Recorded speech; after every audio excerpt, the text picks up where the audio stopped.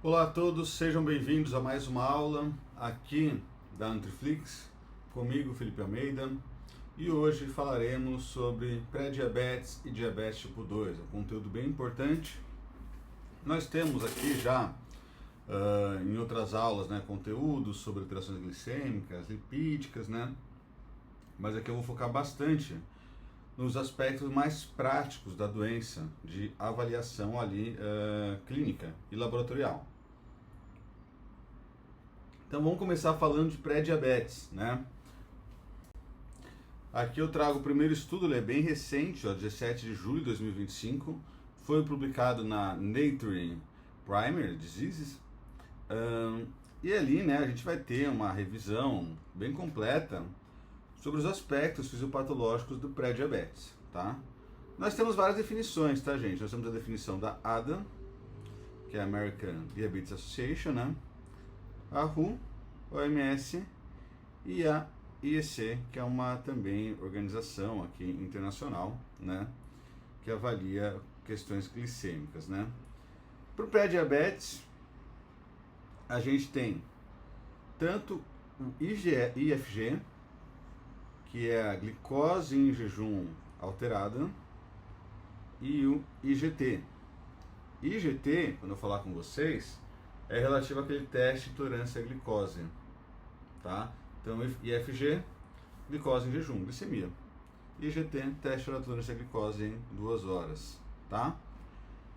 E aqui nós vamos ter as definições de pré-diabetes, 100 a 125 de glicemia em jejum, a OMS usa 110 a 125, teste de tolerância à glicose, 140 a 99, 140 a 99. Risco para diabetes, risco aumentado, hemoglobina glicada 5,7 a 6,4, tá? Aqui pela American Diabetes Association, Aí você usa 6,0 a 6,4, tá? Os mais comuns que a gente trabalha são os da American Diabetes Association, tá? Então, aqui são os valores de pré-diabetes, tanto glicemia em jejum, teste oral de tolerância à glicose e hemoglobina glicada, ok? Um outro estudo recente também saiu agora no JAMA, saiu também agora em 2025, Ele traz que é estimado, que as pessoas ali com diabetes, o número, na verdade, de pessoas foi estimado entre 539 milhões a 828 entre 2022 e 2024, sendo que o diabetes tipo 2 é mais comum. Ele vai ali compreender 90 a 95% dos casos, tá? De diabetes tipo 2, E a resistência à insulina, ela pode estar presente 10 anos antes do diagnóstico de diabetes tipo 2, tá?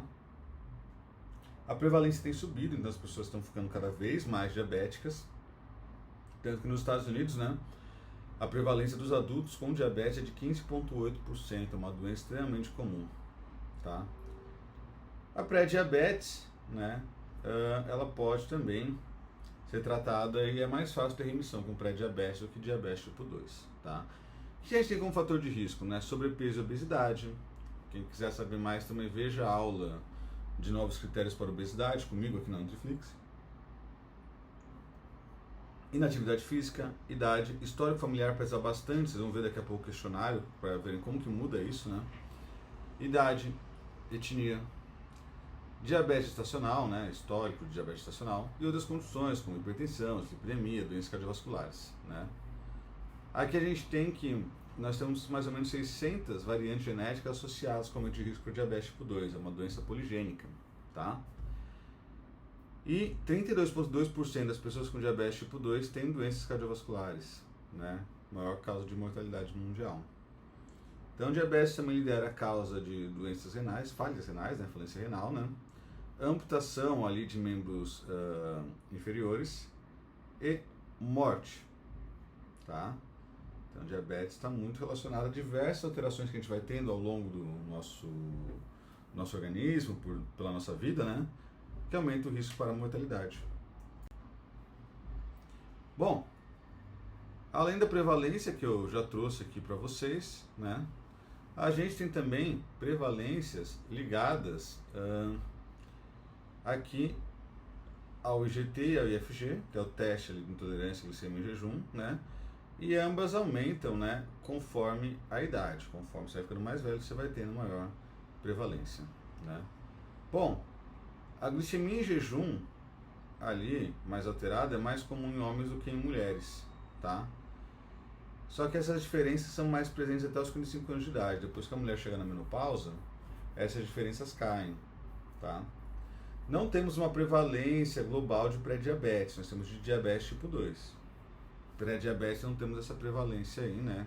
Usando ali dados robustos com hemoglobina glicada, tá? Isso aí é mais custoso, né? Tem muito país que tem uma alta prevalência de anemia. Isso altera os valores da hemoglobina glicada, tá? Então isso também atrapalha ali pra gente conseguir estimar o total de pessoas com pré-diabetes através da hemoglobina glicada, tá? Outras condições além do que alteram isso, né, além da própria anemia, né, que é, por exemplo, anemias hemolíticas, anemia falciforme, né, doenças renais, esplenectomia, né, e algumas drogas, tá? Aqui nós temos a própria anemia falciforme também, né? Nós temos também algumas doenças genéticas, como a deficiência dessa enzima aqui, glicose 6-fosfato desidrogenase, né? Que é basicamente, né, uma enzima crucial para fazer a glicólise, tá? Então nós vamos ter a glicose, né? Vira a glicose 6-fosfato, né? E depois ela segue o caminho dela, né? Por exemplo, formar frutose 6-fosfatos, tá? Bom, então nós temos essas condições que podem atrapalhar a avaliação pela hemoglobina glicada em qualquer população, tá? Anemia hemolítica, doença renal crônica, né? Esplenectomia, e tem que avaliar também se há alguma medicação que altera isso, tá? Quais são os fatores de risco para o paciente ali, para a gente suspeitar de um diabetes, tá? Nós temos os 4 P's aqui, são esses daqui, né? Então, mais urina, mais sede, mais fome, uma perda de peso inexplicada, além da própria desidratação, tá? Então esses são sintomas mais clássicos ali da perda de peso, né? Bom, agora nós temos também sinais e sintomas sugestivos de hiperglicemia, tá? E aí quais são eles? Alteração na visão, né? Uma visão mais turva, por exemplo, cansaço, infecções recorrentes como candidíase, periodontite. A própria candidíase ela pode ser também acontecer no próprio tratamento de diabetes tipo 2 quando a pessoa usa algumas medicações, como os inibidores de SGLT2, tá? Esses inibidores eles acabam aumentando a glicosúria, né, a glicose na urina, e também aumentam o risco para candidíase, tá? Bom, além disso, né, pode haver uma albuminúria transitória, só que é em pacientes com DM1, com menos de 5 anos de doença, né? Também isso acontece, né? Mas aqui são mais sintomas sugestivos, tá? Os principais são esses típicos aqui. Aqui os exames e as diferenças, né, entre o valor normal, pré-diabético, diabético tipo 2.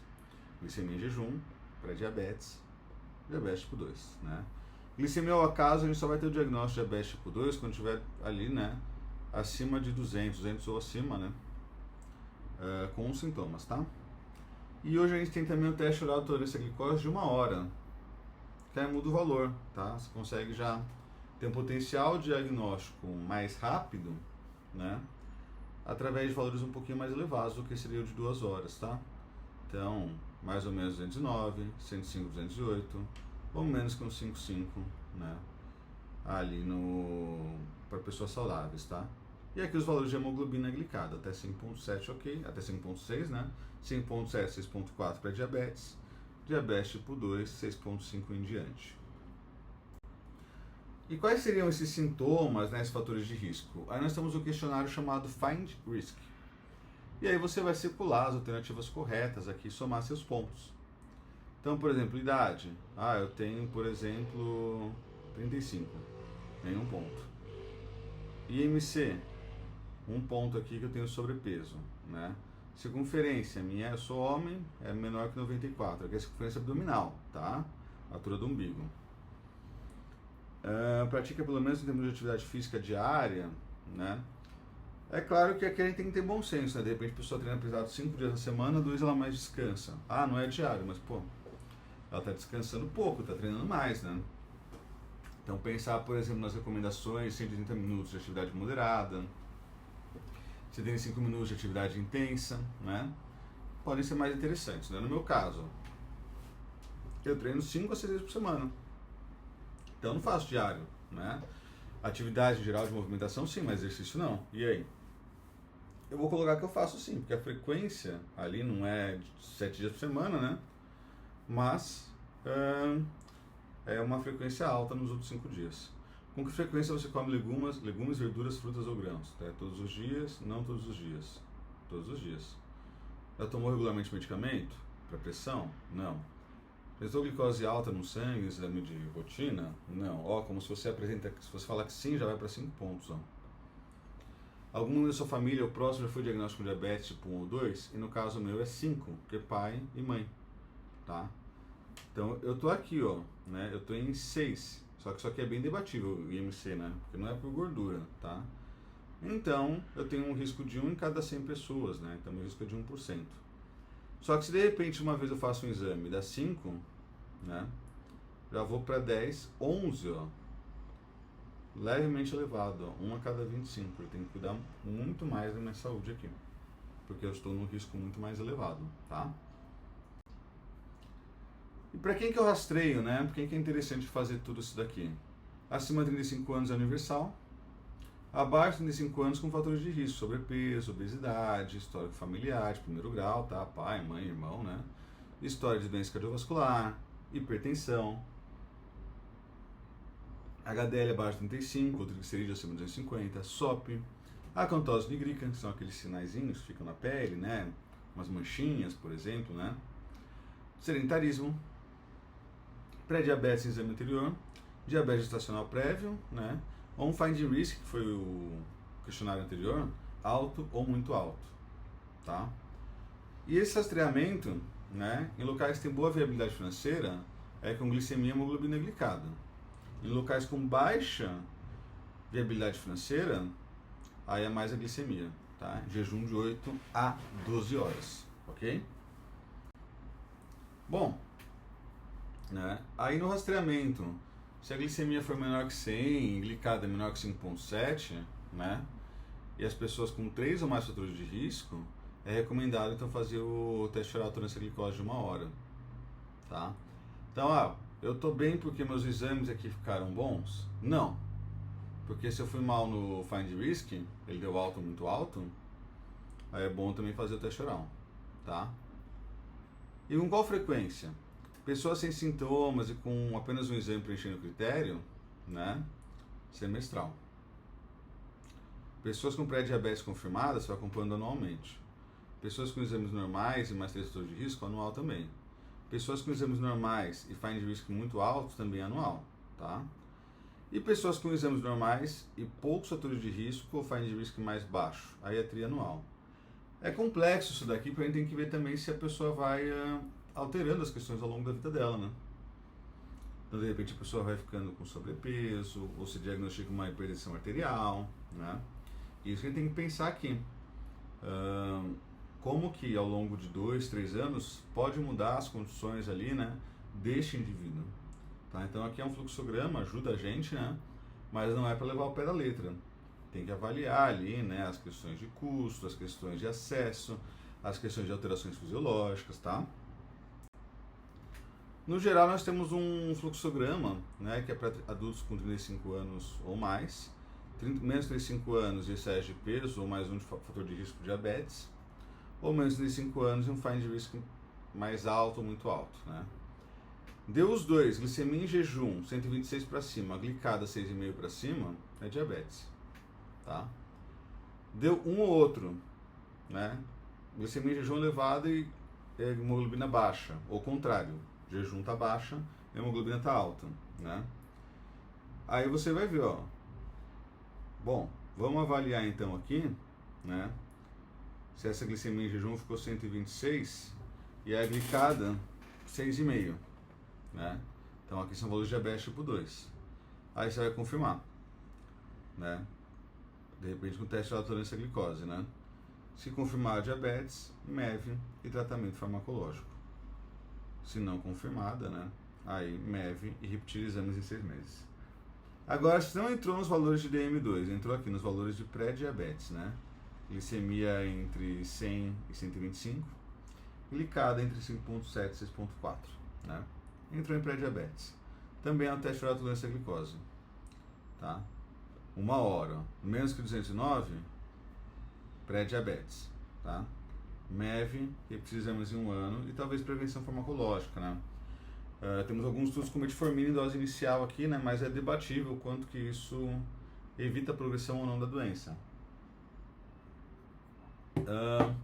Fez o teste oral e deu acima ou igual a 209, aí é diabetes confirmado, né? Então você suspeitava de um pré-diabetes aqui, fez o teste oral, diabetes confirmado.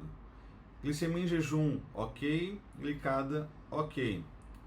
Tem fatores de risco ainda pelo Find Risk? Também é um teste oral, né? Se deu elevado, diabetes. Se deu 1,55 a 2,08, pré-diabetes. Se deu menos que 1,55, né? Aí normal. Fez glicemia em jejum e glicada e era normal, tem menos que 3 fatores de risco, Find Risk baixo, ok, segue a vida, faz os exames em 3 anos, tá?